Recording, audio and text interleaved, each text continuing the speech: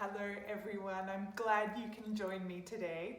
I hope you enjoyed that book, Handa Surprise, by Eileen Browne. It's one of my favorites.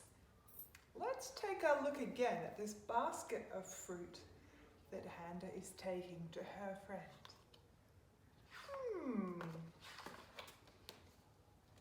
We've got all the fruits here. Banana, guava, orange, mango, pineapple, avocado, passion fruit, and a tangerine. Now, let's count them, but let's count them in a musical way. I'm going to turn them this way. So as the numbers get larger and larger, our voice is going to get higher and higher. Let's do it together. Ready? 1, 2, 3, 4, 5, 6, 7, 8. And then we can count backwards from 8. Are you ready? 8, 7, 6, 5, 4, 3, 2, 1. And in music, that's how the notes go. We can start down low. 1,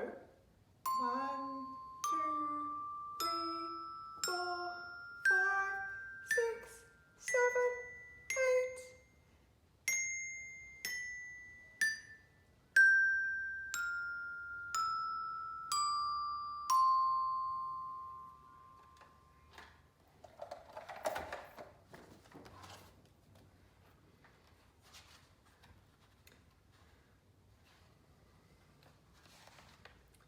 Now Handa took 7 delicious fruits to her friend Akeo.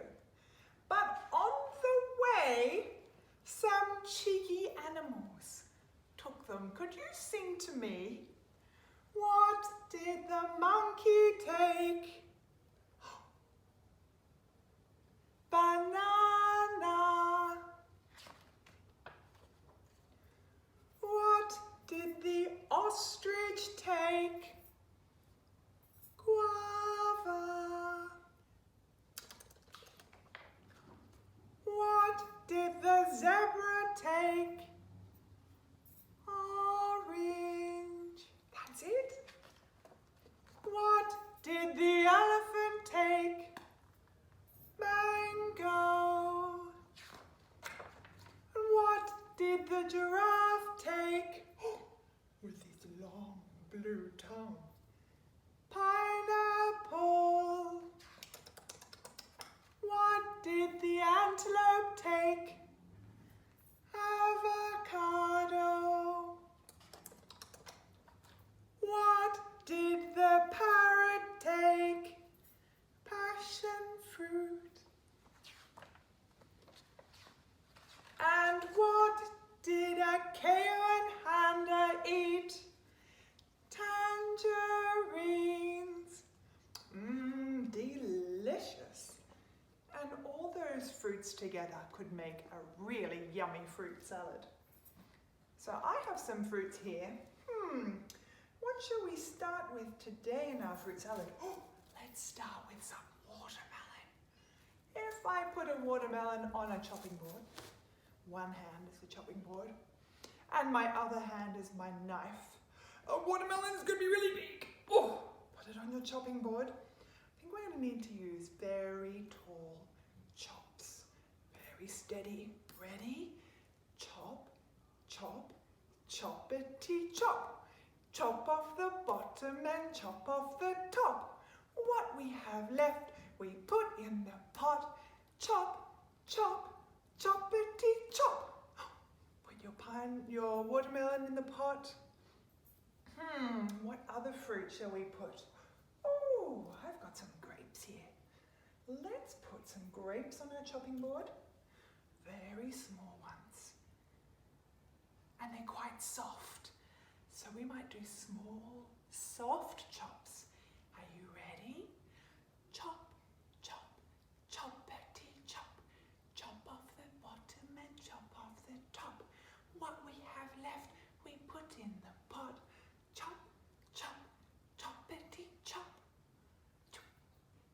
the grapes with the watermelon. Give it a stir. What about a banana? Ooh, a long banana on our chopping board. And bananas are quite slippery. So let's do kind of fast chops this time.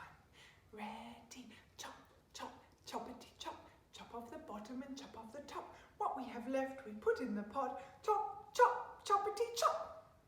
In goes the banana with the grapes and the watermelon. One more fruit. What about mandarin? Put the mandarin on your chopping board. Your turn without me. Ready?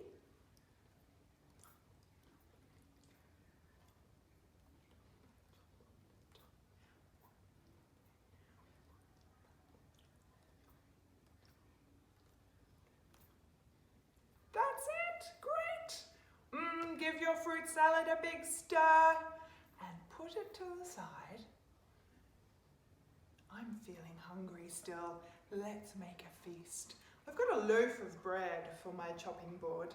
I'm going to slice it and put on some butter and jam. Let's do it together. Are you ready? Knife, chopping board. Slice, slice, the bread looks nice. Spread, spread the butter on the bread. On the top put jam so sweet. Now it's time for me to eat. I'll say a little bit of the rhyme. You say it back to me. Are you ready? Slice, slice, the bread looks nice. Your turn. My turn. Spread, spread the butter on the bread. Your turn.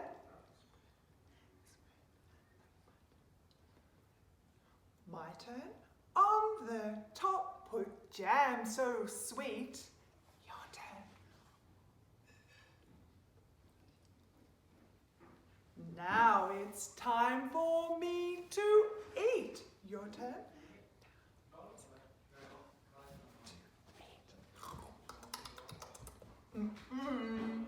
Now we've got fruit salad. We've got bread with butter and jam. Let's make some porridge. But this isn't going to be any kind of porridge. This is peas porridge. And sometimes our peas porridge is hot. And sometimes our peas porridge is cold. And sometimes our peas porridge has been in the pot for a very long time and it's 9 days old. Uh-oh. Yeah, it's growing some fungus on it. I think it needs to go straight in the compost bin. But let's stir our peas porridge. It goes like this. Ready, peas porridge hot, peas porridge cold, peas porridge in the pot, 9 days old. Some like it hot, some like it cold, some like it in the pot, 9 days old. You do the hot and the cold and the 9 days old. Ready, peas porridge, peas porridge, peas porridge in the pot. Some like it, some like it, some like it in the pot.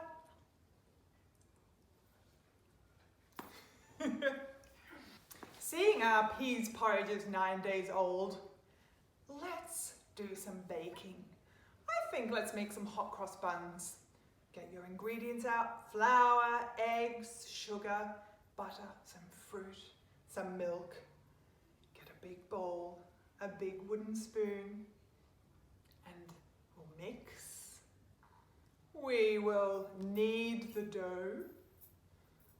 We will put it into small balls on a tray, and then we might do the crosses on the hot cross buns.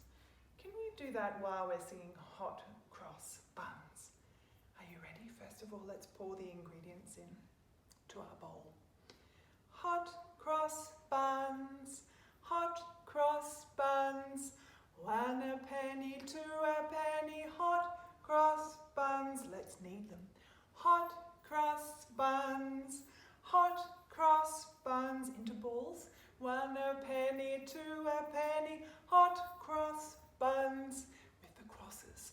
Hot cross buns, hot cross buns, 1 a penny, 2 a penny, hot cross buns. Get those ready to go in the oven. I think 180 degrees for 20 minutes. Boop, boop, boop, boop, boop. Ding! Now while we're waiting for them to cook, 5 currant buns in the baker's shop. Round and sweet with a cherry on the top. Along came Kylie with a penny one day. That old-fashioned Australian coins from when your grandma and your granddad were little. Bought a currant bun. Oh, yes, please. And took it away. 5 currant buns in your fingers. Are you ready? It goes like this. 5 currant buns in the baker's shop, round and sweet with a cherry on the top. Along came Kylie with a penny one day, bought a currant bun and took it away. 4 currant buns. Let's see. Matty is going to take one this time. Ready? 4 currant buns in the baker's shop, round and sweet with a cherry on the top. Along came Matty with a penny one day, bought a currant bun and took it away. 3 currant buns. Here comes Ivy. 3 currant buns in the baker's shop, round and sweet with a cherry on the top. Along came Ivy with a penny one day, bought a currant bun and took it away. 2 currant buns left. Here comes Hugo. 2 currant buns in the baker's shop, round and sweet with a cherry on the top. Along came Hugo with a penny one day, bought a currant bun and took it away. 1 currant bun left in the shop. Here comes Alkira to take the last one. 1 currant bun in the baker's shop, round and sweet with a cherry on the top. Along came Alkira with a penny one day, bought a currant bun and took it away. No currant buns, but 5 pennies for the baker, so that they can go and buy some more flour and bread and milk and butter and make some more for tomorrow. Time for some more cooking. This time we're going to need to pick the fruit straight from the tree. Let's pick some apples together in the music. 7 Jumps by Shenanigans. So pick up your basket, move forward, move back, clap 3 times, turn around, clap again, and then we're going to listen to the music as it tells us how many apples to pick. Are you ready? Basket.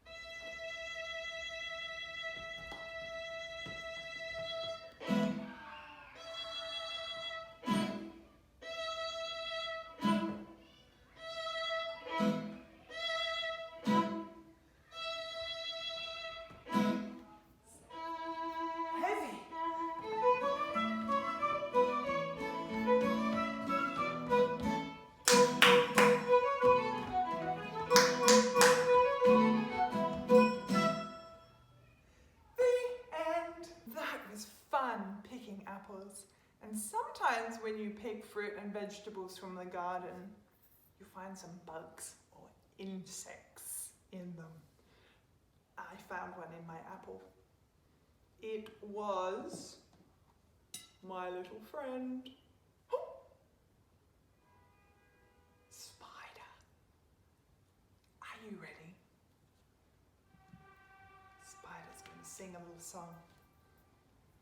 I had a little spider, I'm very fond of him. He crawls up to my shoulder and right round to my chin. He crawls up to my nose and jumps up to my head. And when he's feeling tired, he runs back down to bed. Night, night. Can you pretend you've got a little spider with me? I had a little spider. Your turn. I'm very fond of him. Your turn. He crawled up to my shoulder. Your turn. And right round to my chin. My turn. He crawled up to my nose. Your turn. And jumped up to my head. Your turn. And when he's very tired, your turn. He runs back down to bed. Your turn. He runs back down to bed. Night, night. When Spider's feeling very tired, sometimes I sing him a lullaby. This is an indigenous lullaby. We'll sing it to Spider so he can go to sleep.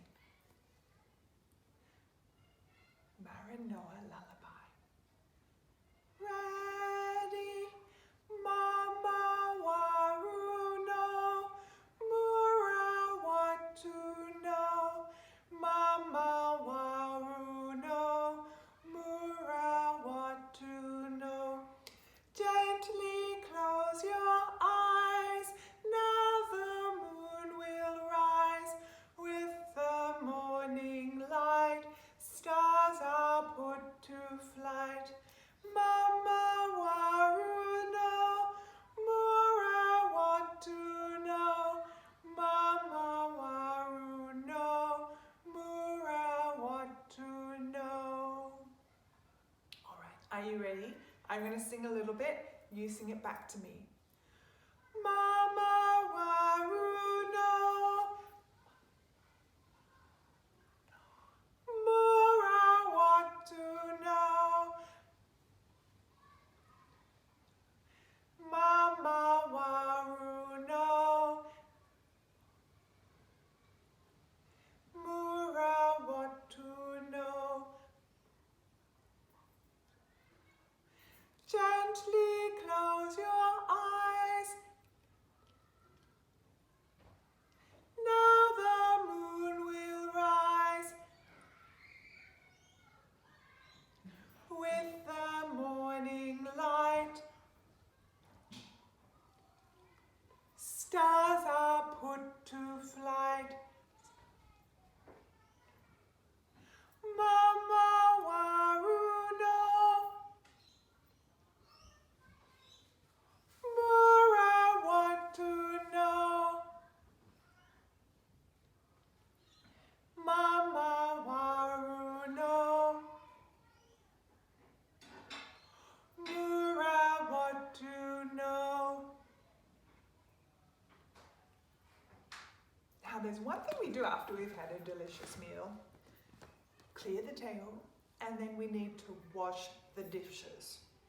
Can you put the backs of your hands together like this and cross your fingers and have them like dishes?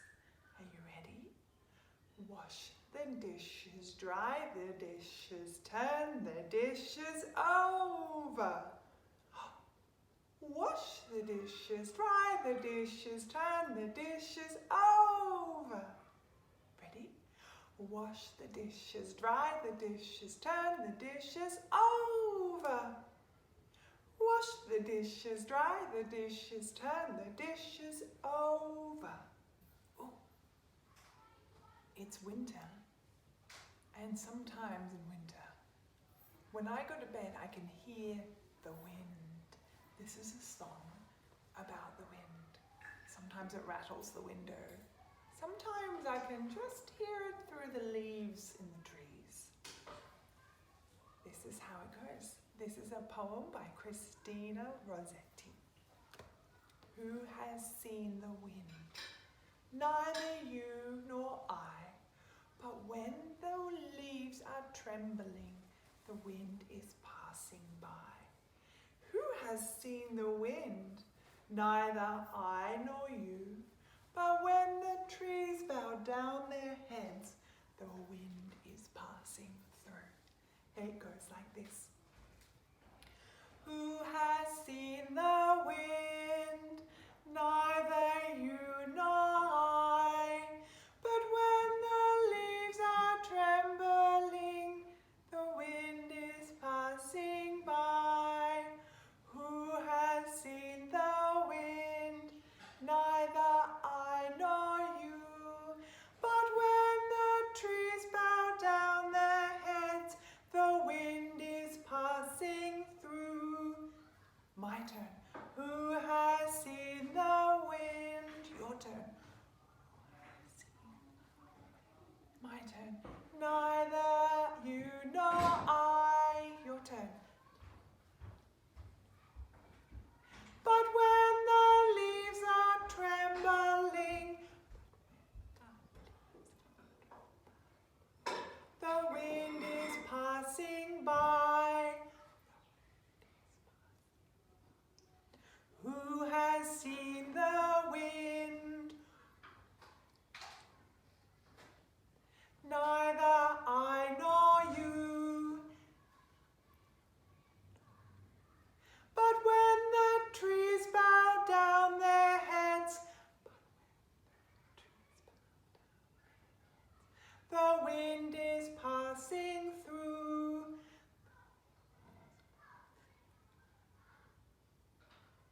Over the rest of this term, we're going to be listening to Ravel's Mother Goose Suite.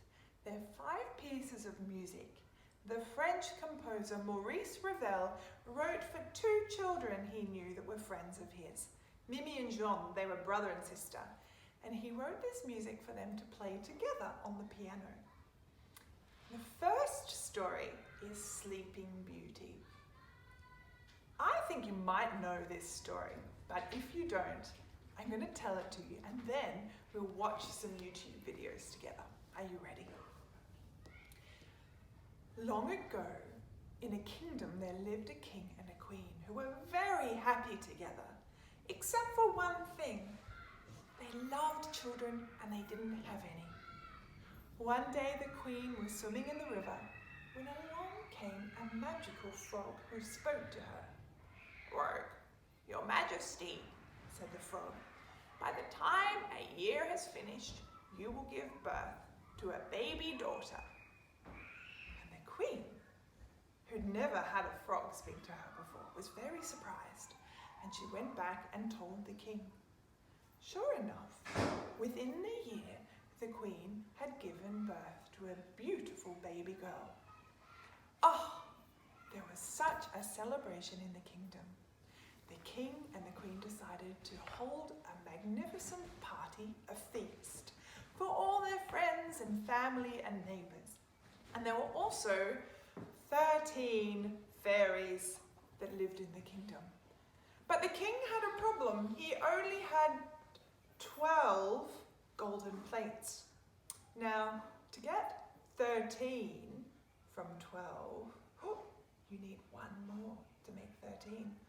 So one fairy was going to be short of a golden plate. So he decided not to invite that fairy. Oh dear, how do you think that fairy is going to feel, being the only fairy not invited to the party? Yeah, pretty sad. Maybe even angry at being left out. Anyway, the day of the party arrived. There was a big feast, lots of rejoicing and laughter and eating and dancing. And at the end, everybody presented the little princess with some gifts. The fairies' turns came, and they gave her gifts like kindness and wisdom and generosity and thoughtfulness. And 11 fairies had given their gift. And the 12th one was about to give her gift when the door opened and in stomped the 13th fairy, really angry at not being invited to the party. And she came right up to the bassinet where the baby was sleeping, and she said, I'm going to give her my gift. On her 15th birthday, she will prick her finger on a spinning wheel and die. Oh my goodness! All the fairies and all the guests and the king and the queen were horrified. They couldn't believe that she had done such a terrible thing and made such a terrible spell. But remember, the 12th fairy had not yet given her gift. I can't remove the spell, she said as she stepped forward, but I can change it. So on her 15th birthday, the princess will prick her finger on a spinning wheel, but fall asleep for 100 years. Well, from that day onwards, the king and the queen ordered that there were to be no spinning wheels left in their kingdom. They had them all collected, chopped up, and burnt for firewood. And the princess grew up happily and carefree until it was the morning of her 15th birthday. She was so excited she got up really early in the morning before anyone else was awake and was skipping through the castle, wondering what to do past the kitchens and down the hallways and through the towers until she came right to an old tower at the very back she'd never been to before. There was a wooden door with an old key in the lock. So she turned the key and opened the door and went up the stairs and up the stairs until she came to the very top where there was an old woman spinning wool at the spinning wheel. She had never seen a spinning wheel before, so the princess said, "Oh, lady, what are you doing?" And the old lady said, "I'm spinning wool at the spinning wheel to make a jumper." And the princess said, "Oh, may I have a turn?" "Why, certainly, my lovely," said the old lady. And as soon as she passed her the spinning wheel, the princess pricked her finger and fell fast asleep on the bed that was in the corner. And as soon as the princess fell fast asleep, the whole kingdom fell fast asleep with her. The old lady spinning, the king and the queen who had just sat down on their thrones, the cook making porridge in the kitchen, even the dogs and the cats, the birds on the roofs, the flies on the walls, everything fell asleep. And a big rose hedge grew around the outside of the kingdom, magical and thick, and nobody could get through. 100 years passed, and one day a prince was trotting along on his horse. He had heard that there was a magical kingdom thereabouts, and he thought he would try his luck at getting through. Now, because 100 years had passed, the magical spell had been lifted, and as soon as he went to chop through the rose hedge, it parted ways and big red roses bloomed. So he walked up the stairs of the castle, through the halls, past the sleeping king and queen and the guards at the door and and the servants in the kitchen, until he got to the tower where Sleeping Beauty lay fast asleep. And when he looked down, he thought she was so lovely. He thought he would give her a kiss. But As soon as he touched her, she woke up and smiled at him, and the whole kingdom woke up with her, and they lived happily ever after. The end. Now, when Ravel wrote the music for Sleeping Beauty, he just wrote it for the part where she is asleep for 100 years. So it's not loud, thumping, trumpeting, drumming music.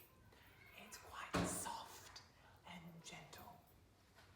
And there's a version for just the piano, or there's also another version for the whole orchestra. And I wonder what instruments the orchestra would use. What soft instruments? Well, you can have a listen on YouTube. But before you do, there are 3 patterns, there are 3 tunes in the music I'd like you to listen out for. The first one sounds like this. Do do do do do do do do do do. So have a listen for that. The next one sounds like this.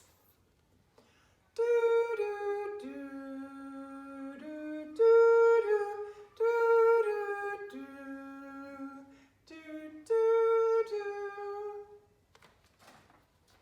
And the third pattern sounds like this. Do do do do do do do do do.